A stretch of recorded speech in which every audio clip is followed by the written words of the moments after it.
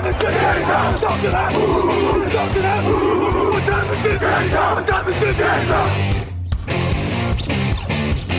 gun, Hulk left slot, Dixie left, T left, Mercedes, wide chip, Ricky, Beaver left, 75, Katie, Omaha. We're good.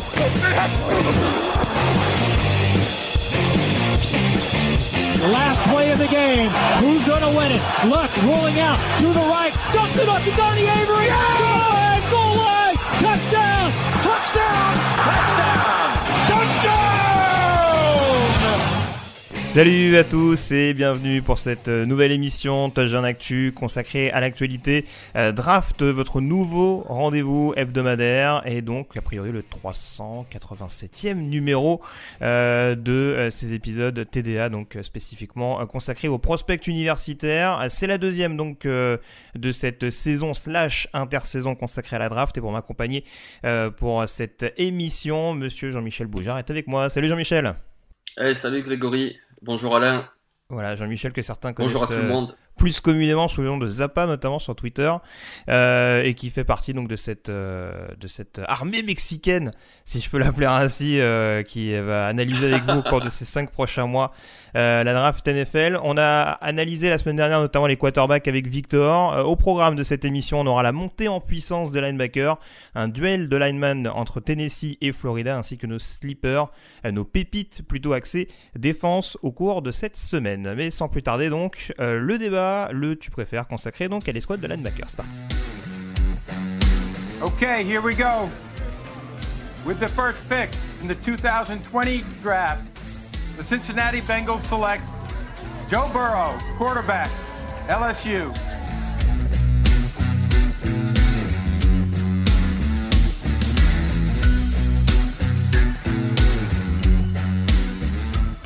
Avec donc, je le disais la semaine dernière, on s'était penché sur celui qui était susceptible de devenir le quarterback numéro 1 de cette classe à venir.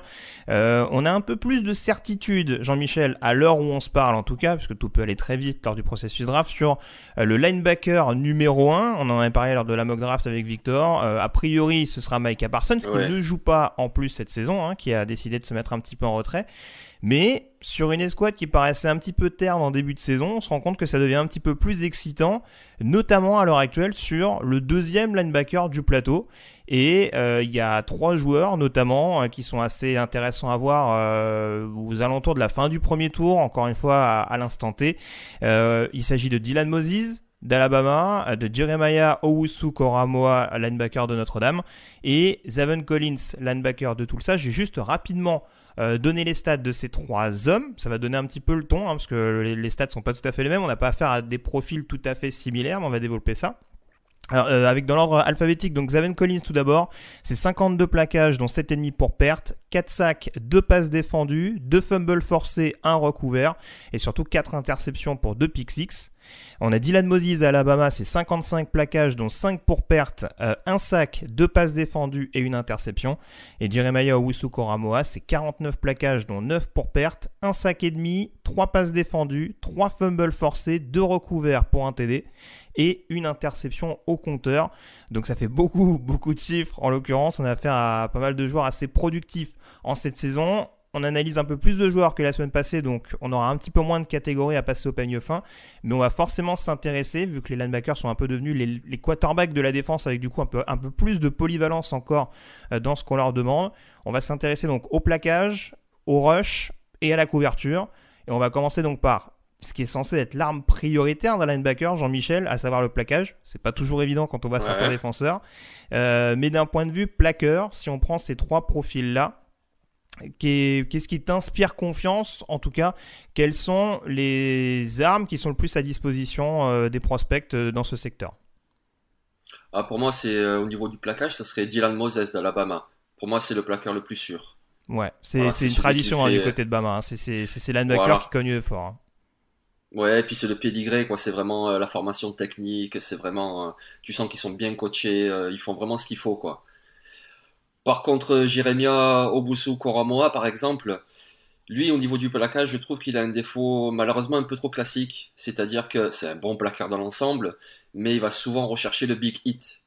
Et ça, malheureusement, le big hit, quand ça fonctionne, c'est très bien, ça fait des plays très spectaculaires, mais ça fait aussi des plaquages ratés. Je pense notamment au match contre Clemson où il a raté 2 ou 3 plaquages de mémoire, et pour ça, parce que justement il veut y aller à fond, il veut démonter le gars et il choisit un mauvais angle. Voilà, donc Owusu Koramoah, c'est celui qui t'inquiète le plus sur les 3, en tout cas d'un point de vue plaquage ou en tout cas technique pour mettre l'adversaire au sol? Oui, exactement. Alors après, le mot inquiéter est un peu trop fort. C'est quand même un bon plaqueur, il n'y a pas de souci. Mais il disons est un peu plus Détroit, fantaisiste. ouais, voilà, Détroit, ce serait pas celui-là que je mets en premier au niveau du plaquage. Très bien.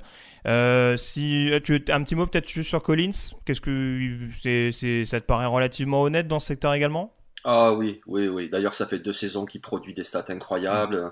Et puis, puisqu'on parle de plaquage, il y a aussi les plaquages pour perte. Oui. Et ça, Collins, il est très très fort pour ça. Avec son gabarit, sa technique, ses lectures aussi d'angle. Donc, il arrive souvent à passer la ligne d'engagement pour aller plaquer un coureur ou saquer un quarterback derrière la ligne d'engagement. Donc, ça. Niveau plaquage, aucun souci. Ouais, c'est ça. C'est pour bien contextualiser. Alors, on va le développer avec les autres catégories, Oui. mais encore une fois, c'est des profils qui sont totalement différents. Moses, t'en parlais un petit peu. C'est du linebacker un peu plus trapu, si je peux parler ainsi, un peu plus costaud. Alors que pour le coup, Collins et Owusu Koramoah vont être un peu plus sur de la vitesse. Et sur de la capacité de rush, etc. Le rush, justement, on va en parler, cette aptitude justement à mettre sous pression le quarterback, en tout cas à être dangereux dans la poche, à apporter également du soutien en termes de poursuite. Je le disais, c'est comme pour les quarterbacks, on cherche de plus en plus de mobilité chez les linebackers. Du coup, quel profil te semble être le mieux, en l'occurrence, si on s'intéresse spécifiquement à un de ces linebackers pour vraiment rusher ou en tout cas être hyper réactif pour aller chercher rapidement l'adversaire? Ah, moi là-dessus, j'irai à Notre-Dame. Et j'ai envie de l'appeler Jock, parce que bon, Jérémia ou Koramoah, tu vois, on a que 30 minutes de podcast. C'est ça, tu le dis 3 fois, il faut que tu boives un coup, t'as plus de salive, enfin bref, on va l'appeler Jock, c'est ses initiales. Et au niveau poursuite, pour moi, c'est vraiment un missile. Voilà, c'est un missile. Il a une bonne réactivité, il a beaucoup de vitesse pour intervenir. C'est vraiment un linebacker, comment dire, tu le mets dans le côté ouvert, le côté le plus large du terrain, et puis tu le laisses pour faire la poursuite, quoi, suivant le jeu appelé, que ce soit pour aller contrer un coureur, pour aller justement contourner et aller à choper un quarterback. Il est très très très rapide. Au niveau poursuite, même dans sa réactivité. C'est-à-dire que s'il faut changer de côté, on parle souvent du linebacker sideline to sideline, c'est-à-dire d'un côté à l'autre. Voilà, il est parfait pour ça. Il peut changer d'appui facilement et puis partir de la gauche à droite ou inversement. Ouais, c'est vraiment... Ouais, c'est vrai que c'est un joueur qui est extrêmement élancé, extrêmement longiligne pour le coup. C'est peut-être ce qui sera un des défauts d'ailleurs lors du processus draft. On va en parler avec la couverture, mais enfin c'est pas la couverture qui sera son défaut, mais en tout cas oui, c'est vrai qu'il n'a pas forcément un gabarit qui joue que pour lui.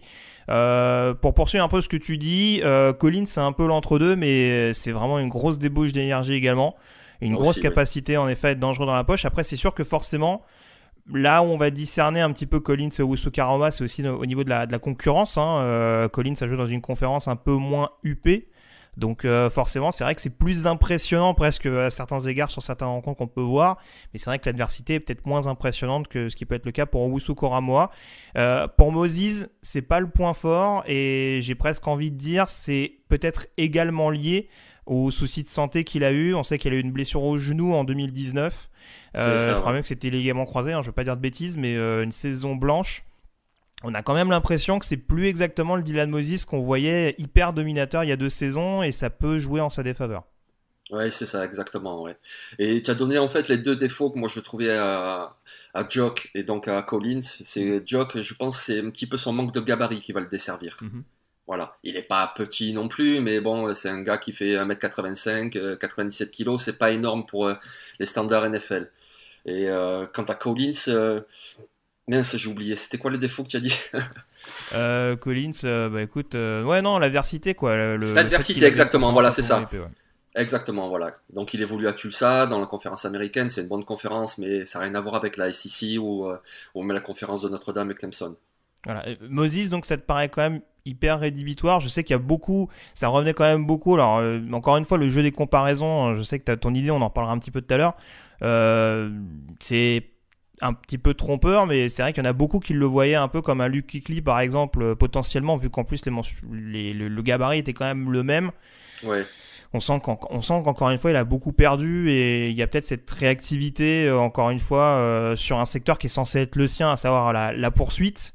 on sent que c'est un peu plus compliqué, quoi. Dès qu'il commence à partir sur un côté, à écouter un peu son instinct, il est quasiment éliminé du jeu, quoi.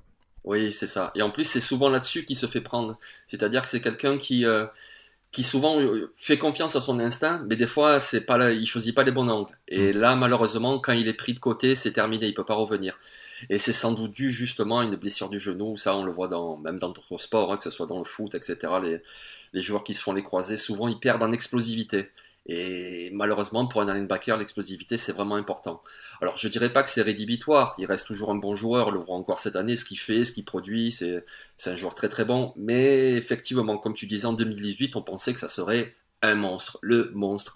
Et malheureusement, cette blessure fait qu'il sera sans doute un très bon joueur, mais voilà, il manquera un tout petit truc. Ouais, alors justement, ce qui fait qu'un linebacker peut être vraiment important au niveau supérieur en NFL, c'est l'aptitude à jouer sur 3 tentatives. Ouais. D'où là forcément la question habituelle qui revient sur les aptitudes en termes de couverture. Ouais. On va peut-être prendre le risque de se répéter avec le pass rush. Moses est peut-être un peu en retrait par rapport aux deux autres. Ouais, enfin, même Jock aussi, je trouve. Mais parce que bon, clairement, Zaven Collins c'est le meilleur au niveau de la couverture. Ce qui peut paraître un peu étonnant vu son gabarit, puisque comme on l'a dit, il a plus un gabarit d'edge rusher, quoi. Ouais. Le gars est vraiment très très costaud. Mais en fait, c'est lui qui a les meilleurs instincts, les meilleures lectures et puis les meilleures mains finalement, hein, parce qu'il fait non seulement il est là pour contrer des passes, mais il fait également des interceptions. Ouais, c'est ce que je disais. C'est 4 interceptions, 2 pick six, et puis les 2 pick six, on parle pas de match, on parle pas d'interception en cours de match. Hein, c'est des matchs qui scellent la victoire de son équipe, quoi. Exactement, et pas des petites interceptions en plus. Contre Tulane par exemple, il capte la balle et puis il la retourne sur 90 yards. Je veux dire, il a l'énergie, au bout, quoi. Caramo. Vas-y. Job, par contre, moi je trouve qu'en couverture, il est plutôt bon dans ses dropbacks, dans sa lecture du quarterback. Ouais. Par contre, je sais pas si c'est un manque d'instinct ou de skills au niveau des mains, mais il produit assez peu d'interceptions en fait. Ouais, donc il va être capable de contrer une passe, mais pas exactement finir le jeu. Parce que c'est ça, il y en a qui comparaient un petit peu son utilisation à Notre-Dame par rapport à ce que peut faire par exemple un Jeremy Shinn cette année du côté de Carolina. C'est-à-dire ce côté un petit peu hybride de par ce que tu évoquais tout à l'heure, hein, le fait que... il a quand même une carrure impressionnante, mais il reste quand même assez longiligne et quand même relativement petit par rapport à ce qu'on peut espérer d'un linebacker de ce poste-là sur la couverture. Et c'est vrai que tu fais bien de noter ça. C'est vrai qu'il y a eu ce côté en effet où, alors je sais plus s'il a dû perdre du poids dans ce processus-là, mais il était beaucoup plus présent notamment sur le contre la course ces dernières années du côté de South Bend. Et peut-être également que le fait de lui donner plus de responsabilités, on sent que c'est encore un joueur, c'est encore un projet à développer, ou en tout cas à polir. Et c'est sûr qu'en termes de couverture, c'est pas encore garanti d'avoir un joueur extraordinaire sur trois tentatives. Mais en tout cas, il y a quand même une sérieuse base, mais pas forcément des bases aussi nettes que pour Collins en effet. Si tu me permets juste pour Moses, alors encore une fois, c'est pas juste pour m'acharner. C'est vrai que tout n'est pas acheté dans la couverture. C'est pas ce qu'on dit. Encore une fois, voilà, on parle de 3 linebackers qui vont être très clairement à surveiller dès leur arrivée en NFL.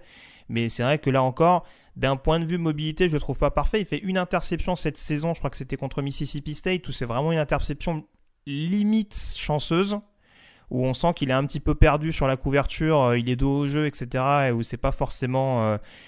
va falloir trouver sa place. Typiquement, on va peut-être pas trop développer dans ce registre-là, mais si on parle de linebacker, on va dire 34, c'est-à-dire avec deux linebackers principaux plein centre et une 43, je sais pas si Moses s'incorporerait peut-être plus dans une 43 que ses deux camarades. Oui, je vois ce que tu veux dire. Ouais, je suis plutôt d'accord. Oui.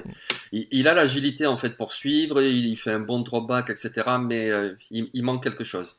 Par contre, je suis moins inquiet pour Jock. Ouais. C'est-à-dire qu'au jour d'aujourd'hui, effectivement, il y a des manques, mais par contre, sa rapidité de déplacement, et notamment que ça soit latéral ou vers l'arrière, me rassure fortement. Parce que c'est déjà un point fort. Et ensuite, à travailler la lecture des angles, à travailler le positionnement des mains pour continuer à attraper les ballons, pour attraper les ballons justement. Donc je pense que lui, il a déjà une base très solide au niveau de la couverture. Un peu plus que Moses. Ouais, donc ce sera en tout cas à surveiller. Tu voulais juste nous donner peut-être une petite clé de lecture pour les auditeurs, des petites comparaisons NFL que tu avais décelées, hein, en plus de ce qu'on a déjà dit un petit peu sur les différents profils. Qu'est-ce qui semblerait correspondre avec des joueurs qui évoluent déjà actuellement à l'échelon professionnel? Alors c'est toujours pareil, une comparaison, il faut la prendre pour ce qu'elle est. C'est vraiment pour donner une image à nos auditeurs. Moi, je pense que Jock, ça serait un Jérôme Baker, qui est à Miami cette année. On le voit cette année, qui fait une très bonne saison. Il a eu un petit peu de mal peut-être à démarrer la carrière NFL. Mais si on prend le Jérôme Baker de 2020, c'est-à-dire avec beaucoup de vitesse, qui peut intervenir sur de nombreux plays, que ce soit en couverture ou que ce soit pour chasser les coureurs, moi je vois bien, voilà, c'est un peu le même gabarit d'ailleurs. Donc je le comparais à Jérôme Baker de Miami. Moses, par contre, ce serait plutôt un autre profil. Moi, il me fait un petit peu penser à Demario Davis, le linebacker des Saints. Mm-hmm. C'est-à-dire un linebacker pas vraiment intérieur, pas vraiment extérieur, un petit peu entre les deux. Je trouve qu'il a beaucoup de ressemblances avec Rashaan Evans également de Tennessee. Bon, en même temps, c'est la même fac. Hein, mais Oui, c'est vrai que c'est la même fac. Oui. Après, je le trouve peut-être un poil plus extérieur, alors qu'Evans joue un peu plus à l'intérieur, ouais. Mais c'est vraiment chipoté, parce que bon, de toute façon, c'est très bien que les schémas, une fois que le jeu est lancé, voilà, il y a souvent que deux linebackers, par exemple. Donc du coup... Et quant à Zaven Collins, par contre, lui, c'est plus dur, parce que lui, il a un gabarit tellement atypique. Donc lui, si je devais sortir une comparaison, ce serait plus un mix, quoi. C'est-à-dire c'est un mix entre Fred Warner de San Francisco, c'est-à-dire un joueur assez grand, qui est très bon en couverture, et puis peut-être avec un autre Collins, le Jamie Collins de Détroit, quelqu'un d'un peu plus costaud, qui va être capable de tourner le coin pour attaquer le quarterback, ou qui va aller mettre la pression. D'accord, oui. Mais c'est un joueur atypique. Il y a d'autres comparaisons qui revenaient aussi, c'était Calvin Noy, hein, je crois que Victor en avait parlé, notamment Victor de la disait ça, oui. Et ouais, non, très clairement, ça peut être ce genre de profil un petit peu hybride en l'occurrence.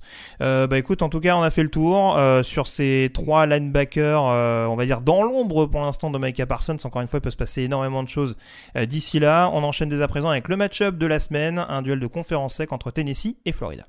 Allez, c'est parti. Ladies and gentlemen, let's get ready to rumble!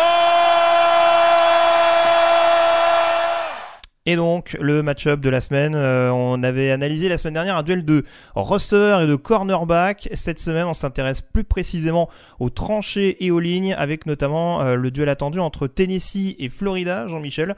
Tennessee, une des meilleures lignes offensives, avec notamment l'un des linemen intérieurs stars de cette classe, à savoir Trey Smith, qui affrontait donc Florida, et sa D-line pas vraiment dépeuplée non plus, emmené notamment par un joli bestiau, Tedarrell Slaton. Tu peux le dire. Ouais, c'est quoi, c'est 145 kilos, je crois, sur la balance, un truc comme ça. C'est ça. Voilà, profil à peu près de nos tackles à l'échelon supérieur.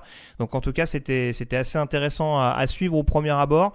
Trey Smith, c'est quand même un peu plus haut. On est sur un profil de deuxième tour à peu près à l'heure où on se parle. Tedarrell Slaton, c'est encore un petit peu en dessous, aux alentours du 4e. Ça pourrait être un sleeper, en l'occurrence. Ouais. Mais en tout cas, voilà, dans une classe de linemen défensifs qui reste encore très homogène, c'est un nom qui restera à suivre dans le processus draft. Donc même procédé que la semaine dernière, Jean-Michel, on part sur les points forts et les points faibles de ce qu'on a vu sur cette confrontation, et on va forcément commencer par le prospect qui a le plus le vent en poupe, à savoir Trey Smith. Qu'est-ce que tu as décelé comme principal point fort concernant le lineman offensif des Volunteers? En fait, c'est vraiment le run block, moi je trouve. Ce qui, quelque part, pourrait être un petit peu surprenant, vu qu'il a un gabarit plus de tackle. Il a d'ailleurs joué tackle aussi à l'université de Tennessee. Mais notamment sur ce match, moi je l'ai trouvé bien meilleur à run block, quand il fallait ouvrir des brèches pour Eric Gray. J'étais parfois un petit peu déçu au niveau de la protection de passe. Alors ça me fait plaisir parce que du coup on va pas du tout être d'accord. Ah ben parfait, ouais. Parce que vas-y, je te laisse terminer, excuse-moi, je sais pas si t'avais... Non, ouais, vas-y, je te donne la main. Non, c'est vrai que je le trouvais, alors j'étais quand même très très étonné parce que justement Tennessee a cette faculté. Alors encore une fois, c'est peut-être juste le match en lui-même qui m'a un petit peu déçu à ce niveau-là, mais ouais, je trouvais vraiment son point fort, et c'est en effet, pour rebondir sur ce que tu disais, le fait qu'il a déjà joué tackle. C'est vrai que c'est quand même un garde qui a la possibilité, je trouve, en termes de passe pro et ce que j'aime bien appeler en phase passive, d'être vraiment hyper ancré sur ses appuis et d'être limite injouable à ce moment-là. Il y a des premiers jeux où ils se mettent rapidement sur le cul justement par Slaton. C'est ça, exactement. Premier carton, bull rush de Slaton, et puis il se retrouve sur les fesses. C'est ça. Et après, au fur et à mesure, on voit qu'il arrive quand même à trouver les automatismes, les réflexes. Mais c'est vraiment une fois qu'il a décidé de se mettre en mode passe pro et de bien protéger le gap pour son quarterback, il est quasi infranchissable, quoi. Et sur ce match-là, je l'ai vraiment trouvé intéressant sur le pass pro. Le run block, j'en parlais tout à l'heure. Enfin, en tout cas, dans le domaine de la course, tout n'est pas acheté, mais il y a quelques secteurs où je le trouve un petit peu en difficulté. Mais ouais, pour le coup, sur le Pass Pro, je l'ai trouvé quand même assez solide. Donc, vous pouvez aller voir, hein, ça se retrouve facilement sur Internet, ce match entre Tennessee et Florida. Mais écoute, en tout cas, ça reste quand même un profil relativement complet, quoi qu'on puisse en dire. Oui, bien sûr, oui. Après, le truc, c'est que je m'attendais peut-être à mieux aussi. C'est-à-dire que venant de lui, je m'attendais à une meilleure performance et je l'ai trouvé un petit peu lent, et notamment donc à la protection. Alors que quand il fallait décrocher sur le second rideau, ou quand c'était un run block en zone, avec de l'aide, avec son tackle, je le trouvais très performant. Mais quand il était vraiment en 1 contre 1, parce qu'on disait au premier quart-temps, il s'est fait mettre sur les fesses par Slayton, justement, mais c'est arrivé plusieurs fois dans ce match. Je l'ai trouvé souvent au sol, peut-être 3 ou 4 fois au sol. Et ça m'a un petit peu déçu. Alors, on va peut-être pas faire le final de suite, mais disons que c'est quand même un bon joueur, je trouve, mais par rapport à son profil, par rapport aux attentes que j'en avais, je m'attendais à mieux que ça. Ouais, alors, tu sais quoi, on va juste faire point fort, point faible tout de suite, on va faire le point sur Trey Smith en l'occurrence, mais alors, moi pour le coup, ce qui m'a un peu déçu, c'est marrant qu'on ait la grille de lecture différente sur ce match-là, mais ouais, c'est justement ce côté, c'est une mobilité que j'ai trouvé un petit peu, on l'a senti parfois sur les décrochages. Ouais. Je l'ai senti justement un peu en fonction des situations. Il y a des moments où tu as l'impression qu'il tombe tout seul. Et c'est ça qui est très particulier. Ouais, il a, je trouve, cette mobilité latérale qui lui rend pas du tout service. Et c'est pour ça, c'est ce que je disais, c'est que en mode passif, en tout cas dans le côté j'attends le contact pour mieux le contrer, je le trouve assez solide parce que il joue sur sa force, enfin sur ses certitudes entre guillemets, alors que dès qu'il faut qu'il se passe en mode actif et qu'il impose justement sa force à son adversaire en mouvement, on a l'impression que ça se gâte un petit peu plus. En tout cas, c'est comme ça que je l'ai ressenti. Et c'est vrai que ça va être à surveiller. Juste tant qu'on parle de Trey Smith, il y a quand même un truc qu'il faut souligner forcément pour les auditeurs qui ne le sauraient pas. Faut pas oublier que c'est un prospect qui a eu des soucis médicaux. Oui, et puis des sérieux. Oui. Voilà, des sérieux problèmes médicaux. Enfin, on parle de problèmes de. Je suis pas un expert médical. On parle de problèmes de coagulation sanguine, notamment au niveau des poumons. Ouais. Donc voilà, c'est le genre de facteur notamment qui occasionne des risques d'embolie pulmonaire. Donc on sait que c'est quand même pas le meilleur. Voilà, c'est pas forcément un profil sur lequel les franchises NFL vont se précipiter ou en tout cas vont être le plus rassurés d'un point de vue long terme. Mais c'est vrai que le talent est là. Après, voilà, il y a aussi ces facteurs-là. Je crois que sa maman est décédée également pour des problèmes médicaux aussi. Problèmes cardiaques, oui, c'est ça. Voilà, donc ça fait malheureusement pencher la balance du mauvais côté pour Trey Smith. Mais voilà, après, je le dis, ça reste un profil assez complet. Mais voilà, faut peut-être trouver un petit peu plus de consistance qu'on n'a pas forcément toujours vu contre Florida, notamment en l'occurrence en début de match. Si on s'intéresse plutôt à Tidal Slayton sur ce match, je le disais, c'était un profil un peu moins attendu, en tout cas dans l'optique de la draft. Qu'est-ce que tu en as ressorti de cette prestation du lineman de Florida ?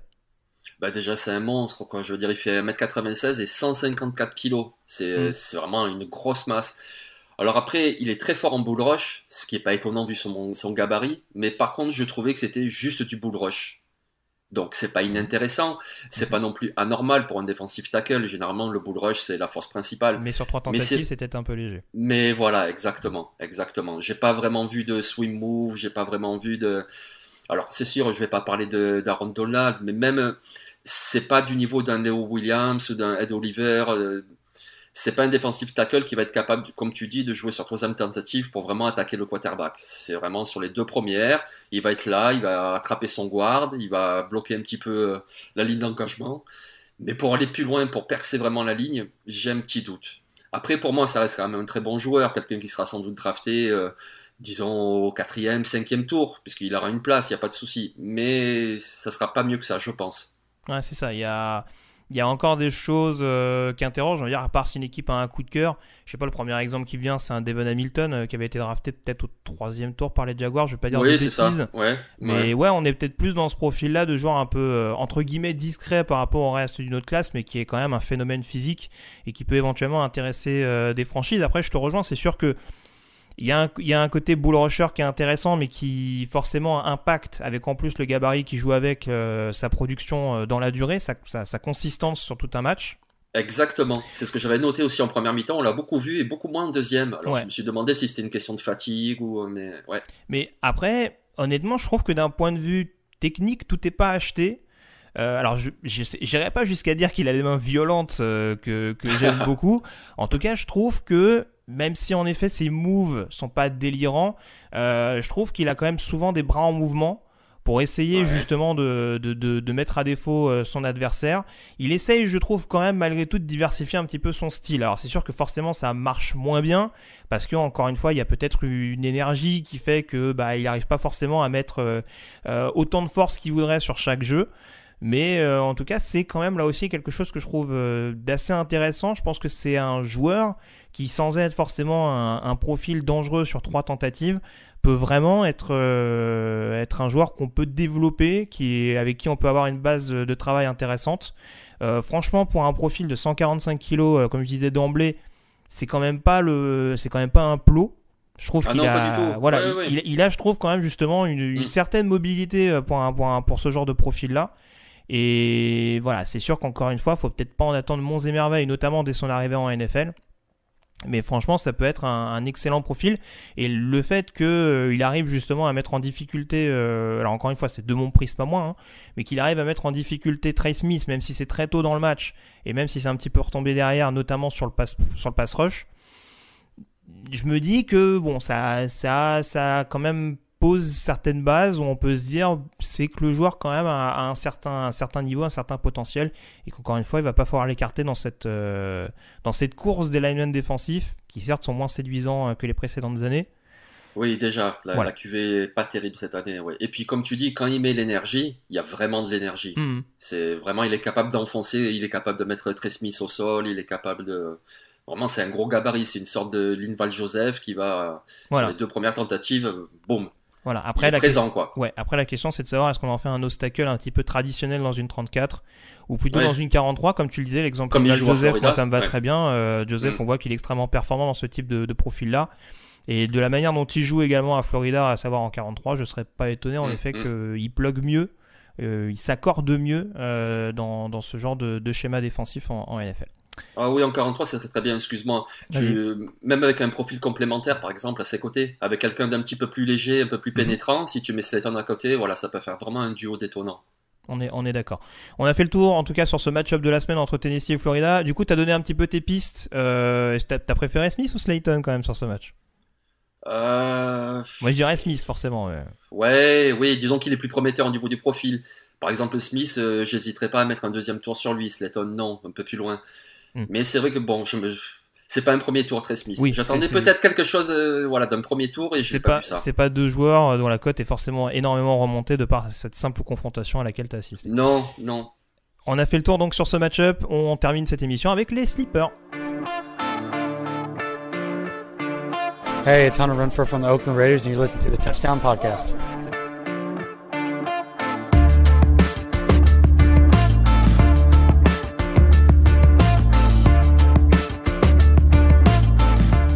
On termine donc avec nos pépites et on va rester sur la thématique de la première partie, à savoir la défense, Jean-Michel, puisque tu vas nous parler justement d'un linebacker dans ta rubrique sleeper. On précise rapidement, un sleeper, donc pour nous, c'est un joueur qu'on ne voit pas forcément drafté avant le 3e jour de la draft, et donc comme je disais, tu es parti plutôt sur un backer. Exactement, je suis parti sur Justin Rice, un linebacker d'Arkansas State.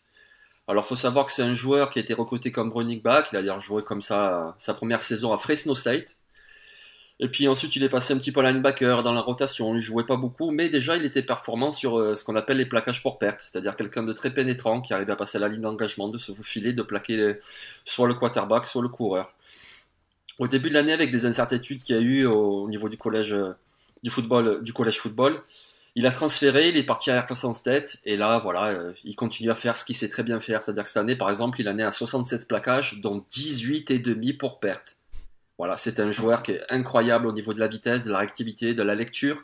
Il est capable, comme ça, de choisir le bon angle, de se faufiler entre les joueurs de ligne offensive, et d'aller plaquer soit le quarterback, il a 7 sacs à son compteur, ou soit d'aller attraper le coureur avant même qu'il puisse passer la ligne d'engagement. Donc, comme tu disais, c'est une bonne affaire, c'est-à-dire que c'est quelqu'un qui va partir sans doute pas avant le 6e tour, je pense, parce qu'il a quand même quelques limites athlétiques. mais il a une qualité de plaquage, un bon QI football, de la vitesse. Moi, je trouve que c'est un joueur parfait qui peut s'intégrer, par exemple, dans une rotation déjà, qui peut faire des dégâts en équipe spéciale aussi, puisqu'il a la vitesse et la qualité de plaquage. Et puis ensuite, avec un développement. Et puis, par exemple, si je prends une image, ça serait peut-être comme Robert Spillane qu'on voit aux Steelers. Quelqu'un qui est arrivé comme ça par la petite porte et puis qui a bénéficié d'une blessure et puis on voit qu'il a de la qualité. Oui, non, très clairement. Je pense que tu as tout dit sur le profil. C'est vrai que moi, ce qui m'inquiétait un peu, c'est qu'en effet, il y a ce côté discipliné, rapidité, tout ça. C'est vrai que c'est plus son gabarit, en l'occurrence, qui moins m'inquiète. J'ai peur qu'en NFL, il y ait besoin quand même d'un peu plus de temps pour réussir à s'adapter un petit peu. C'est sûr que là encore, c'est un peu le même souci qu'avec Collins tout à l'heure. C'est sûr que l'adversité un petit peu à relativiser en l'occurrence dans son cas également, précis. Mais c'est vrai qu'il y a énormément d'armes à disposition et je te rejoins totalement. Je pense que sur l'équipe spéciale, ça peut être vraiment un joueur très très précieux sur lequel compter. Exactement. Ma pépite de la semaine, c'est également un défenseur, donc c'est un joueur pour le moins hybride, un safety en l'occurrence, et le bien nommé, je sais qu'Alain Mattei va adorer ce nom dans les prochains mois, Divine Diablo, safety, le divin diable, safety de Virginia Tech, qui a donc en plus, je le précise, encore une fois, dans les coulisses de l'émission, on avait donné nos sleepers avant le match de samedi où Virginia Tech affrontait Clemson. En l'occurrence, il a intercepté Trevor Lawrence au cours de cette rencontre, profil très intéressant, et là pour le coup, c'est peut-être pas exactement la même chose que Justin Rice, c'est-à-dire qu'il y a un gabarit, il y a des qualités athlétiques indéniables, il y a une certaine rapidité. Moi, ce qui m'embête encore un petit peu, c'est qu'on a l'impression que c'est peut-être encore un joueur un petit peu foufou, qui a peut-être un petit peu de mal à trouver son profil. On ne sait pas trop si c'est plus un free ou un strong. A priori, il a l'air quand même un petit peu plus amené à jouer sur la couverture. Mais c'est pas... je pense que c'est ce qui peut jouer contre lui en l'occurrence, c'est qu'il y a ce gabarit qui va plaire notamment aux scouts NFL. C'est devenu quand même un défenseur important à Virginia Tech, mais encore une fois, c'est un peu le risque du joueur qui sait faire beaucoup de choses sans en faire une de manière excellente. Et sans une science de jeu un peu plus poussée, sans un coaching staff un peu plus patient avec lui, en tout cas pour bien l'entourer, voilà, ce sera encore un joueur à clairement polir et c'est ce qui peut le faire descendre. Je pense qu'on est quand même aux alentours de fin 4e, début 5e, je pense à l'heure actuelle, je ne vais pas dire de bêtises. On est sur une classe de safety qui n'est pas extraordinaire non plus à l'heure où on se parle. Donc ça peut en effet être quand même une bonne affaire en ce sens, c'est un joueur à développer. On rappelle qu'un Cam Chancellor, par exemple, il y a quelques années, qui sortait de la même fac, était un joueur également qu'on voyait d'un peu plus... dont on sentait pas forcément... dont on voyait les aptitudes physiques, les qualités athlétiques, mais qu'il fallait discipliner. Et quand on voit ce qu'on a réussi à en faire, ça peut éventuellement valoir le coup. Ah oui, effectivement, ça fait rêver, ça, Cam Chancellor, qui est parti d'ailleurs au 5e tour. Oui, ouais. D'ailleurs, au 5e tour. Mais pour revenir justement à ses défauts et ses qualités, moi je trouve que si on parlait d'un prospect premier, deuxième tour, ça serait un manque de dire que on sait pas trop s'il va être free, s'il va être dans la boîte, etc. Mais par contre, pour une bonne affaire, quelqu'un qu'on va prendre au cinquième tour par exemple, je trouve que c'est peut-être même un avantage parce que c'est quelqu'un qui va pouvoir se glisser assez facilement dans une rotation parce qu'il est capable de tout faire un petit peu. Alors ok, il n'a pas une qualité très forte, très développée, mais il sait faire un petit peu de tout. Donc du coup, il pourra très facilement s'insérer dans beaucoup de packages, je trouve. Oui, parce que c'est ça, et mine de rien, c'est vrai qu'en NFL, on a des backfields non seulement renforcés, mais des backfields avec énormément de safety, et c'est vrai que des safety justement un petit peu hybrides, je pense à un Brandon Jones l'année dernière qui était sorti de Texas, qui était drafté notamment par Miami, et qui, comme tu le dis, s'incorpore un peu dans la rotation. Sorti au 5e tour d'ailleurs aussi, il me semble. Donc voilà, c'est vraiment des joueurs qui représentent une certaine alternative parce que s'il y a besoin de blinder pour contrer dans la boîte, il est capable de le faire, et s'il y a besoin d'apporter du soutien sur la couverture, il est capable de le faire également. Donc c'est aussi en ce sens que ça peut être quand même un joueur à surveiller, en l'occurrence dans cette classe pour voir éventuellement ce qu'on arrive à en faire. Écoute, je te remercie en tout cas Michel, on a été complet pour cette deuxième émission spéciale draft. Est-ce que tu peux juste rappeler à nos auditeurs, je parlais rapidement de ton statut, ton pseudo sur Facebook, sur Twitter, pardon, je vais y arriver. Pour ceux qui veulent te suivre justement sur les réseaux sociaux, rappelle-nous un petit peu sur quel compte il faut te joindre, si je peux parler comme ça. @zappa13009. Voilà, Zappa13009 et toujours pour moi donc Yellow Radio ça pour nous suivre donc sur Twitter. On remercie de nouveau Alain qui était à la technique en notre compagnie et qui a validé donc Divine Diablo. On se retrouve en tout cas pour une prochaine émission. Merci encore Jean-Michel. Hâte de te retrouver pour une prochaine émission Draft au cours de ces prochaines semaines. D'ici là, passez une très bonne semaine avec à l'écoute de Touchdown Actu. À la prochaine. Salut à tous. Merci Grégory. Au revoir tout le monde.